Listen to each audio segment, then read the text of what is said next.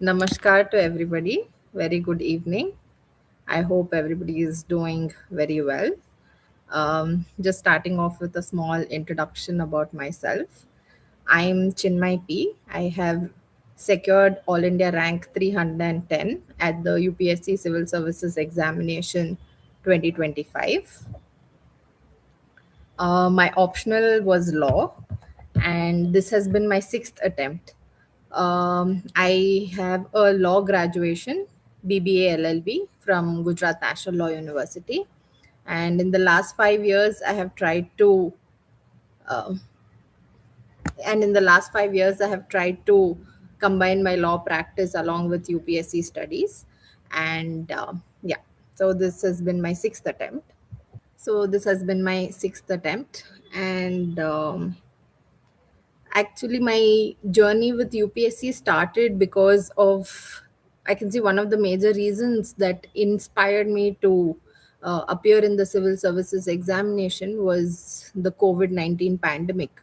So during the pandemic, I had the opportunity to work in the COVID war room in Bengaluru. So at that point of time, I saw the importance of civil services, and I thought that serving the community and contributing towards nation building is my calling. And it was after the COVID 19 pandemic, precisely when I started my UPSC preparation. And like our Upanishads say, Matru Devo Bhava, Pitru Devo Bhava, Acharya Devo Bhava. The reason behind my success today are my parents and my mentor, Mr. V. Manoj Kumar. And they are the reason that I stand tall today.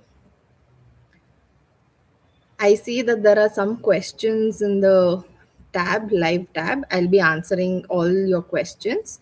Once I tell you my strategy and how my preparation journey has been, I'll answer all the questions that have been stated here. So, for anybody who wants to start their UPSC preparation, it's very important that you start from the UPSC syllabus itself. One of the major mistakes that I made in the first three attempts of mine, which my mentor Manoj sir rectified in my fourth attempt, was paying attention to each and every word in the syllabus. We sometimes don't recognize the importance of each and every phrase that has been mentioned in our UPSC syllabus, but they are the guiding path for us to start our preparation. So I understand that there are toppers talks, there is a book list given by different toppers, but the key is always to start off from the syllabus and to understand whether one is prepared to study all that has been demanded in the syllabus. So the syllabus almost runs above 100 pages, right? So, but what is relevant for us is about 15 to 20 pages, depending on our optional. So, it is important that we keep rereading the syllabus time and again to understand the demand of the examination. So, if the syllabus is not on our fingertips, it will be very difficult to understand what is the demand of the examination, what is to be read, and what is not to be read. So the exam demands that we stay curious about all the phrases and all the keywords that are mentioned in our syllabus. The idea of UPSC civil services examination is that an aspirant is curious and knows anything and everything about those terms that are mentioned in the syllabus. So it is very important and very imperative for each and every aspirant to go through the syllabus, keep the syllabus. Okay. Keep the syllabus with you at all given at any given point of time. And at any given point of time, if you have a confusion as to whether a particular news article is relevant or not, look back at the syllabus. Okay. This is one thing. Second thing is newspaper. Newspaper becomes very important. It is a non-negotiable component of the UPSC preparation. And what to read and what to not read in a newspaper is also very, very important. And one can understand what to read and what not to read only when one goes through the syllabus and knows the syllabus in and out. Next, in current times where we have access to all kinds of study material on digital spaces, and there is symmetry in terms of accessibility to all study material, like we see that we can procure different coaching institutions study material at our fingertips on different digital mediums. The key here is to choose the best study material and to stick to limited sources only. So, by sticking to limited sources, you can have multiple revisions of the same source. This will not only enhance your knowledge base and keep your foundation strong, but it will also somehow register all those details in the hard drive of your brain. So, the idea is to keep your sources limited and keep revising it time and again. So I would say that we've all seen Madam Shakti Dubey's video on the sources. So one can stick to those sources and keep revising it time and again so that our knowledge base becomes very strong. Um, Next, whenever one is reading any news article or any study material, it is important that we think like a civil servant. It is important that we understand the impact of what we are studying in our society today. It is important that we understand the relevance and the significance of what we're studying in society today, and how what we're studying will help us tomorrow as a civil servant. So it is very important to develop this critical thinking, and I think this comes over time. And in today's day, even if one does not go for coaching, they can definitely clear civil services, but it is important that we have a right mentor. Like I had a mentor who helped me understand what is important and how to think like a civil servant.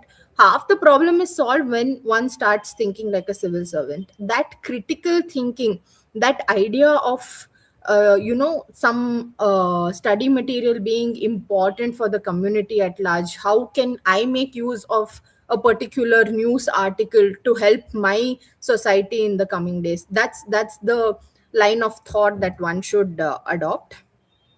Okay, I'm seeing CSAT. Okay, I'll come to CSAT. So the idea is to work smartly. Now we see that because of platforms like Telegram, we see that study materials of almost all coaching institutions are at our fingertips. But it is important to study them smartly and wisely. Having 5 6 different sources will only take more amount of time and also compromise on the number of attempts.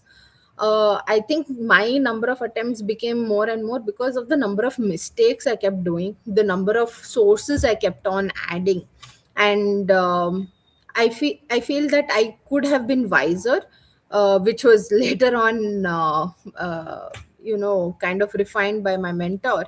And he ensured that, even so, I was always anxious about not finishing a particular study material which others were doing.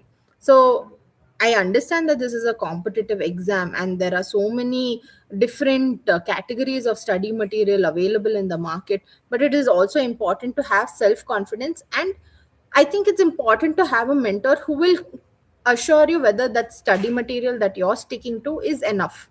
So, have either a mentor or somebody who is given the exam a good number of times and has gone to up until the interview stage, who will help you and who will guide you through the process.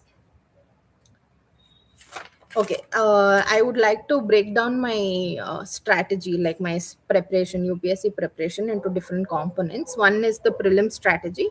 As far as GS was concerned, I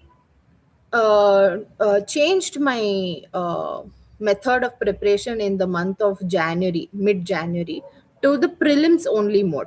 So I did not do any answer writing after January. I would sit and do only prelims based preparation since January up until May. I felt that my prelims preparation was not that great, and which is why I wanted to contribute more amount of time towards prelims. So I would do all the static sources do multiple revisions of the static sources, and also CSAT on a daily basis. Apart from this, I after I finished every subject, I would do a subject specific mock, and before the prelims I would have at least done about 50 to 60 mocks of GS, and probably 40 to 50 mocks of CSAT. So this helps me to be in a comfortable position during the prelims exam. So by solving mocks of different institutions which are easily available right now, it gives us a comfortable position to attempt the exam, the UPSC preliminary exam, on D day. So I think repeated mocks is important. Being aware of the current affairs. So I did the Vision IAS PT 365 for current affairs, subject wise, from January up until May. So that's how I did my current affairs. And although I did the newspaper on a daily basis, I thought that the Vision IAS PT 365 offered a good document for me to quickly revise these current affairs. So, multiple revisions of the static sources. I can think of 4 to 5 subjects which need to be revised at least 4 to 5 times before the prelims. One is polity. I did polity from Lakshmikant, and at least 5 to 6 revisions of Lakshmikant are essential before one goes to the prelims examination.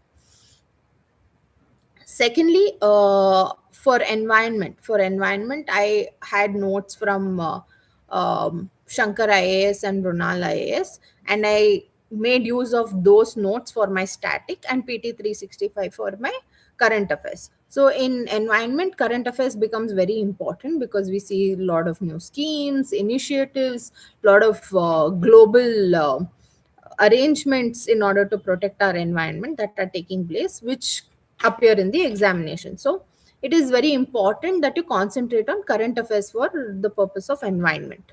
Equal importance on static as well as current affairs. Next, economy I did from my mentor's notes, as well as notes from Runal IAS. And apart from this, I also, it was very important that I had my foundation strong. We see that there will be a question on inflation, or there will be a question on repo rate, bank rate. The idea is to ensure that you have these basics strong. So if these basics are strong, any question that comes on these principles, these fundamentals, you'll be able to answer. So in economy, it's very important to have your basics right. Repo rate, inflation, what happens when there is more supply of money in the market, what happens when the supply decreases, what happens when the rates in US are increased or decreased, how does it impact India. So all these are basics, and this foundation has to be thorough for the purpose of environment, sorry, for the purpose of economy. And fourthly, geography. For geography, you have to stick to the 4 NCRTs, which Shakti Dubey ma'am has rightly stated. And doing the basics from geography is very important. Knowing what is the impact of cyclone, what are the fundamentals, from where does wind blow, high pressure or low pressure, what is the significance of having high pressure or low pressure, how do currents move, basic fundamentals as to where do currents move, do currents move on the do cold currents move on the western margin, do hot currents move on the eastern margin, in which hemisphere does it move, in between which latitudes do the hot and cold currents move. So these are all basics and fundamentals of geography. Again, those fundamentals and basics have to be thorough. So any question which is improvised on these fundamentals, you will be able to answer. So having these 4 subjects and doing economy and geography's fundamentals and basics thoroughly, and doing polity Lakshmikant about 5 to 6 times before the prelims, and environment, static as well as current, having equal weightage, If these four components are done, I think at least 75% of the paper one can attempt if one has been reading the newspaper, I'm assuming. So one can comfortably attempt 75% of the paper. Next, moving to CSAT. For CSAT, my CSAT was very weak in the first 3 years of my preparation, after which my mentor rightly recognized that maybe I do need help, because I've been I've been in the commerce side, right? So I thought it was very important for me to have better CSAT knowledge. So, which is why I took up this CSAT enrichment course from Vision IAS, if I'm not wrong. I think it's called enrichment course. But I took up a specific CSAT course from Vision IAS. I don't think this is relevant for everybody, but see, this again becomes important, because only if you have a mentor to rightly see where your weak points lie and where your strengths lie, they will be able to guide you properly. So it is very important that you have your own SWOT analysis. You should know your strengths, you should know your weaknesses, you should know what are the threats that can bring you down. You should know where there is an opportunity to enhance your score. Like for example, for me, CSAT was an opportunity for me to enhance my score, so I turned that weakness into an opportunity.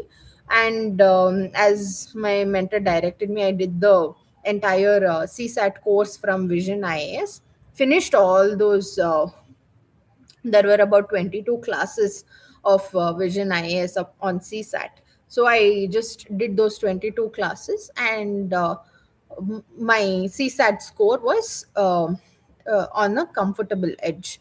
So it is important that once you finish your CSAT preparation, that your score is at least above 100 in every mock that you give. And we see that CSAT is becoming very dynamic in the recent times. The level of questions that are being asked in CSAT paper are only improving by the year. And it's very important that we also upskill and learn the new topics that are being asked, or the new ways in which the same topics are being asked. So I think it's important that one stays in touch with the CSAT preparation also on a daily basis. At least 1 or 1.5 hours of CSAT is very important. And in every mock, I think one should target at least 100 marks in CSAT.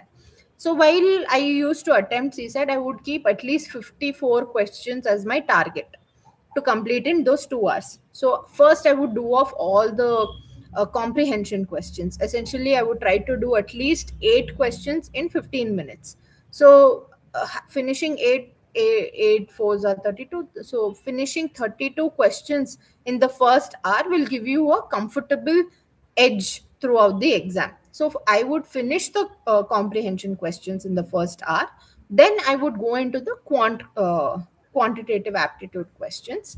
And I would, while I would be solving these comprehension questions, I would see the quant questions which were comfortable for me, whether it was speed, or whether it was distance, speed, time, whether it was work related, or whether it was measurements. I would see which one was comfortable for me, so I would finish all those uh, immediately after the comprehension. So your target should be at least 8 questions in 15 minutes for CSAT starting off.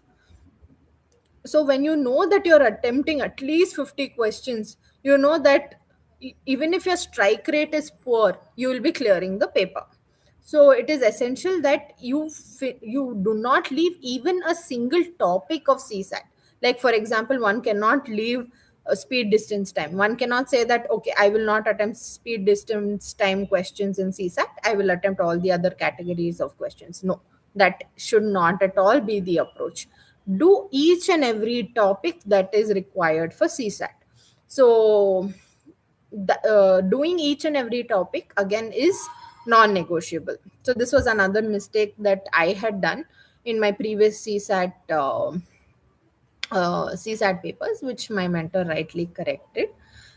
And for prelims, it becomes very important that you attempt all the past 13 years questions. So once you attempt all the 13 years questions and understand UPSC's key, I suggest that you do not rely on any coaching institutions key for the UPSC prelims question paper, and that you refer only to the UPSC key. So what happens when you refer to only the UPSC key is you understand how UPSC wants you to think. You understand the language of UPSC. So go through the entire 13 years question papers. In the last 2 months before prelims, for example, starting from now, we have roughly about 60 days to the exam, right? Less than 60 days to the exam. So I think it is the right time for one to start attempting all the PYQs and go back from 2025, go from 2025, 2024, 2023, 2022, and make sure that this should be apart from the other mocks that you're giving, the full length mocks. Do not factor these 13 papers into that other figure of 50, 60 mocks that I suggested.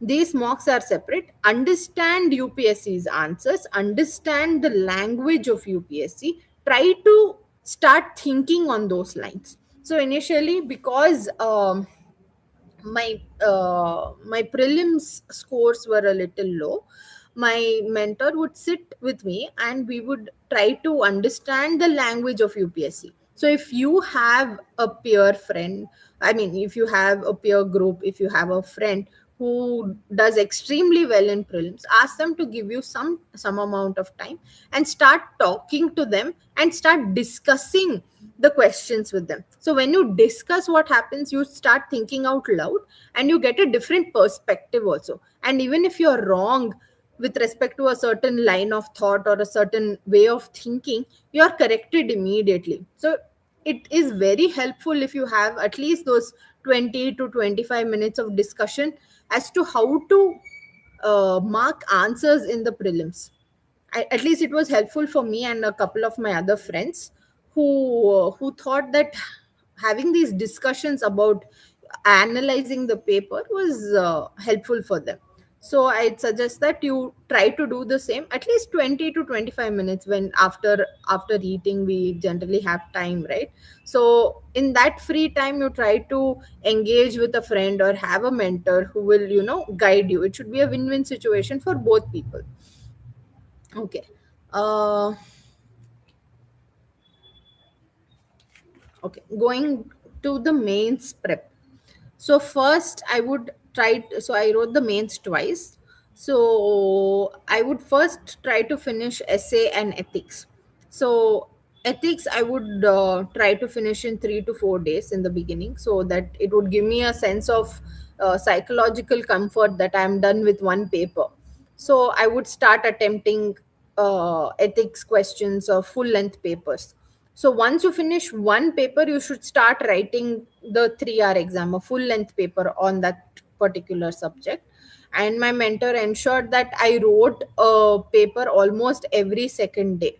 And towards the examination, I was writing at least 6 hours. I was writing 3 hours and 3 hours, two different papers every day just before my mains. I For about 2 3 weeks I was writing a lot of full length papers. So firstly, I would start with essay and ethics, easy to complete. First week, first 4 5 days, you are done with one paper. Next, you move to GS1. Then in GS1 also, keep the sources very limited. Look at the previous year questions, analyze the previous year questions, understand the themes of the questions, and try to write answers, and ensure that your answers are corrected either among your peer group or by your mentor.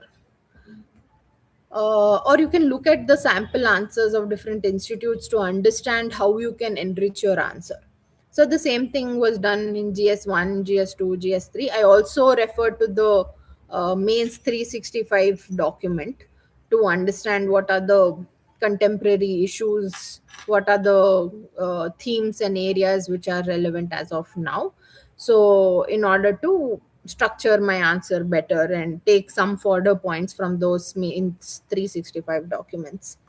So it is very important that one does answer writing. So I would suggest that even if you clear, even if you don't clear the prelims this time, get into the mains preparation mode from June.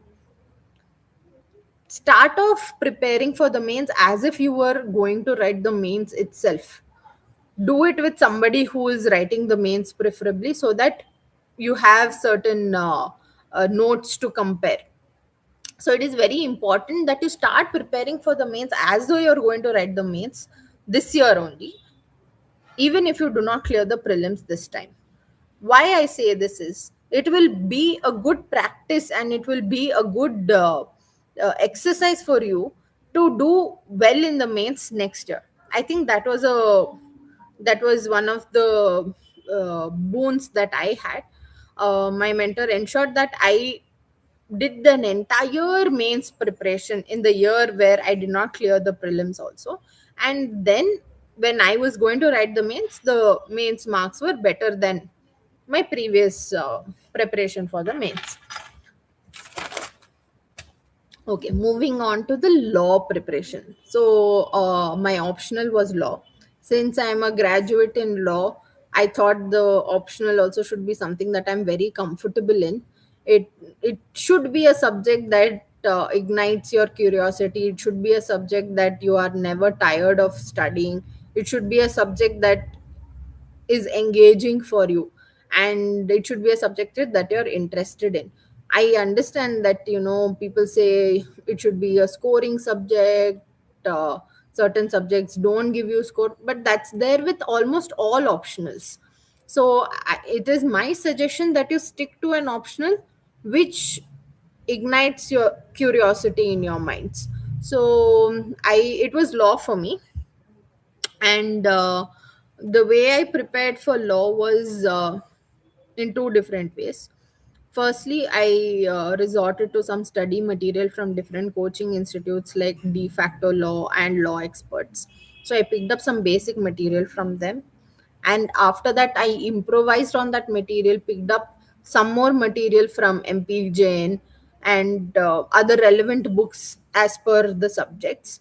So I added my own material to this study material given by different institutes. And as the time passed by, I also added certain relevant case laws like Navteej Singh Johar or the Joseph Shine on adultery, etc. So I would go on adding all the recent case laws to those particular subjects. So nowadays, law notes are available online, and it is very crisp in nature. The idea is to do this law notes at least 10 to 12 times, and you have to bring down your law notes to at least 12 pages for each paper. Paper 1 should be in 12 pages, paper 2 should be in 12 pages. And only if it is in such a concise and crisp form will you be able to confidently walk into the examination hall.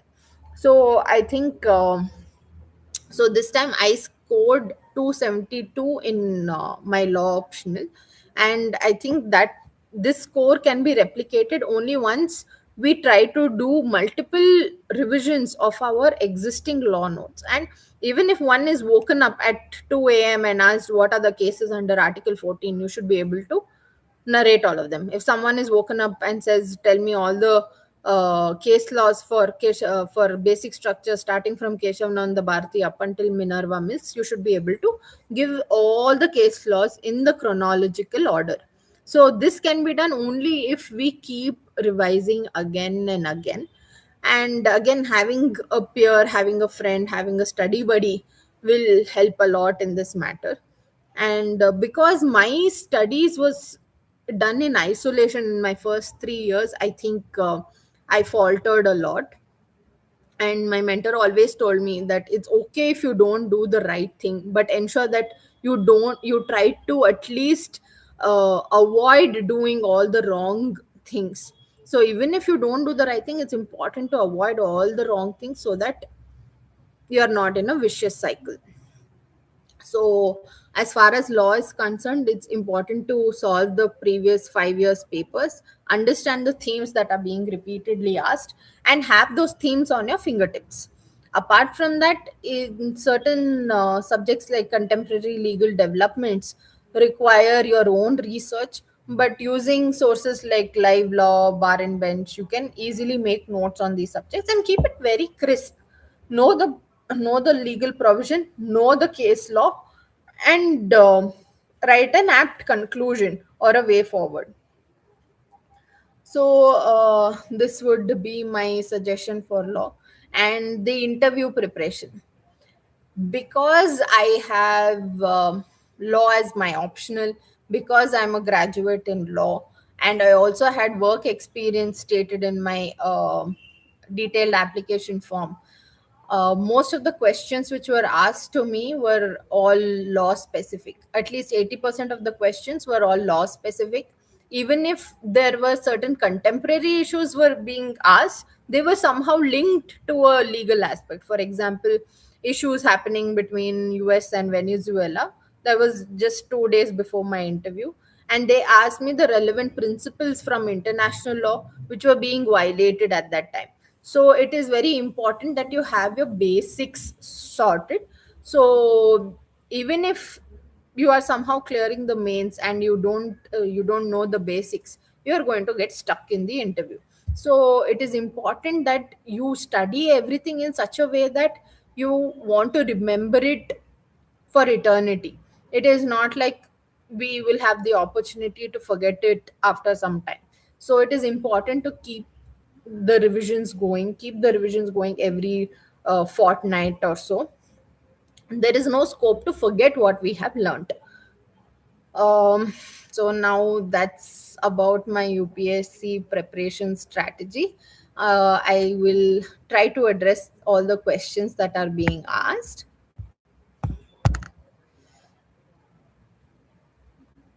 Okay, ma'am, I currently have law as my optional, but I am thinking of switching to sociology since law feels quite vast. However, I have already completed around 75% of the syllabus. What do you suggest? Okay, so for somebody who's asking this question, I would say that if you've done 75% of one subject, that's a lot. Starting and doing 100% of another subject, and finish and doing only 25% of a subject that is remaining, I think 25% is better. And I've always been a flag bearer for law optional, because I think law optional will help you down the line. A law becomes relevant for even a person who is from a non-law background, and it will ultimately prove to be an asset to you. So if you are comfortable and if you are excited about learning the law, I think definitely you should finish the other 25% of law and not switch to a different optional. Because switching to a different I mean, I know people who have done really well. My mentor has another mentee who has cleared the exam this time, and who has done really well from switching from law to sociology. But I think ultimately the answer lies in each individual's interests. So I think if you think that law is not the subject for you, then definitely you should switch to sociology, because sociology is also equally intriguing, I understand. But I would say that it is important to work smartly. I would rather do 25% of a particular subject than doing 100% of a new subject altogether. So that's my answer. Ma'am, how can I get a study partner online? This will be very helpful for me. Please suggest. Okay. Also, it is important to find a study partner who has been in this process for more amount of time than you, because they definitely know what is wrong. If even if they don't know what is right, they will definitely know what is wrong, and they will definitely be able to guide you. I think there are a lot of telegram channels where UPSC aspirants connect with each other. I think you can look up some telegram channels and just put in keywords like UPSC preparation and put in the subject. For example, if you want a particular optional, and I'm sure you'll be able to find. There are a lot of study circles, libraries where you can find a study buddy, and you can, somehow keep your preparation parallel and going. Who has been my mentor during the preparation? So I was fortunate enough when my professor from college, from Gujarat National Law University, um put put me in touch with one of my seniors from college, Mr. V Manoj Kumar. He has given the interview multiple times. UPSC civil services interview multiple times. He also happens to be a law graduate, and under his guidance, many students from my university have cleared the examination. So I sought his help, and it is due to his mentorship that I am here today. Next, hi ma'am, as you said you covered ethics in short time period, please let me know if you followed any free study material or institution notes. Okay, so I followed institution notes and also my mentor's notes. So it was a crisp 45 pager, which I did 5 to 6 times, and I probably wrote each and every word from my notes in the real answer paper. And I had a lot of examples. My paper had a lot of examples. My paper had a lot of case studies, diverse case studies. And whatever material you do, no, you try to put fodder from that material somewhere in the answer. We see that, okay, if I'm studying 100% of a given material, I am going and replicating only 20% of that material in my answer sheet. That should not happen. Make sure you are replicating, or at least putting a reference from each and every page of the study material that you refer to.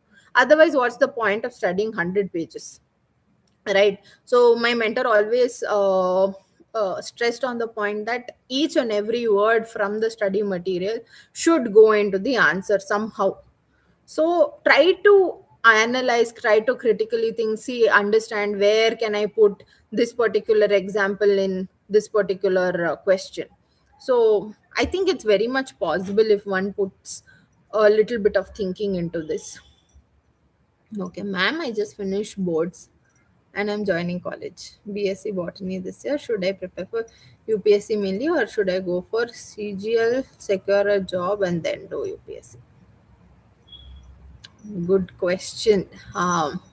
I don't think I'm proficient enough to answer this question, but I would say that whatever graduation you're taking up, try to do the best at it. I mean, don't deviate and concentrate on a different examination. You are doing a particular graduation, try to be the best in your college or best in your classroom. Try to attain maximum knowledge, because I know ultimately somewhere that knowledge will be put in use in UPSC as well. However, I would say that with your graduation preparation, try to keep in touch with the current affairs. Try to read the newspaper as far as possible. Try to be aware of what is happening around you. I think that's a good thing to do as of now. But do well in your graduation subjects. Ma'am, should we start preparing with a plan B? I personally, I think plan B is important.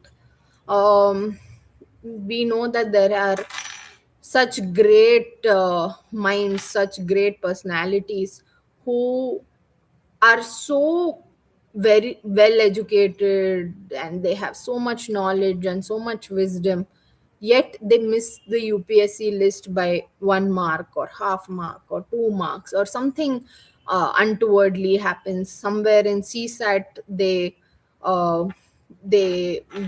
stay back. So it is, this exam is a true test of your luck also, if I could say. So I think it is important to have a plan B in mind. Ultimately, the idea is to serve the society, right? We, at least for me, it was more like I wanted to be of help to my society. I wanted to contribute towards nation building. I wanted to leave a legacy behind, that people remembered me for the good things that I've done to the society. I think having a plan B also, your end goal should be the same. I mean, all of us can have a different journey, but I think the end goal should be to serve the society, and I think you can do this by having a plan B.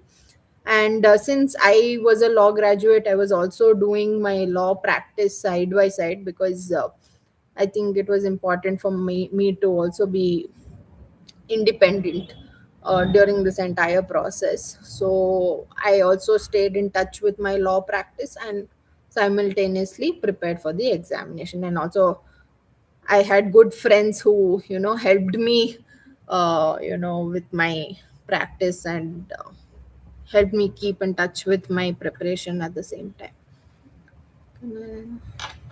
Ma'am, I'm 29 years old. Can I start my UPSC preparation? I belong to OBC category. Please help me. Oh, definitely you can start. I think age doesn't matter here. I think you can vary. There are so many good examples where people have cleared the exam in the first attempt itself. So the idea is to do smart work. Idea is to do proper research and due diligence before you step in. First, find out what is the syllabus, what is the demand of the examination. Will I be able to do it or not? Understand if somebody is going to guide me through the process. Okay, I do not have to go through coaching, but do I have a mentor who will tell me what I'm doing is wrong? Even if he doesn't tell you what you're doing is right, he should definitely tell you if you're doing something wrong, because I made a lot of mistakes, and I know the importance of having somebody who will tell you if you're doing something wrong. You can doing the right subjects, and doing the same amount of material repeatedly, I think you'll be able to clear the exam even in one attempt if you do it smartly and diligently. So I don't think it's a problem if you start your UPSC preparation now. Ma'am, I dropped twice for NEET exam but couldn't make it. Now I'm doing graduation from preparing for UPSC. Will my drop years affect my chances? No, no, no, no. Your drop years will not affect your chances of being selected in UPSC, but UPSC examinations. But the only thing is, as the years are passing by, the exam is becoming more and more dynamic and challenging. It is really testing your critical thinking. They're not asking facts directly, they're asking something which is ancillary to the facts. So I think as the number of attempts go by, I think the challenges also will increase. But this is there with each and every examination, right? So I'd say that you stay aware of the current happenings, stay aware of your current affairs, be in touch with the newspaper, see what is relevant, what is the contemporary news, etc. So that in one smart way, you are still in touch with the exam. Okay, I did not take coaching. So somebody has asked me whether I took coaching. I did not take coaching specifically, like I didn't take a foundation course or anything. But I did take certain subject specific coaching, like for example, I took essay enrichment course from Vision IAS. I took one course test series from Lukman. I took the de facto course for answer writing. I took CSAT course from Vision IAS again. So there were certain weak areas of mine for which I took coaching. So I'm saying it is important that we have a SWOT analysis for ourselves, because my strengths and weaknesses will be very different from your strengths and your weaknesses. So it is important that we understand and analyze our strengths and weaknesses with respect to the examination before we move forward. Okay, thank you everybody for staying with me. I hope this session was useful to everybody who is attending it. And in case anybody needs any more guidance with respect to the examination, you can look me up on my social media handle on Instagram. I go by the name Chinmayi P, ChinMaiEep. Um, and thank you, UPSC Time, for organizing this session and giving me an opportunity to talk to everyone. Thank you.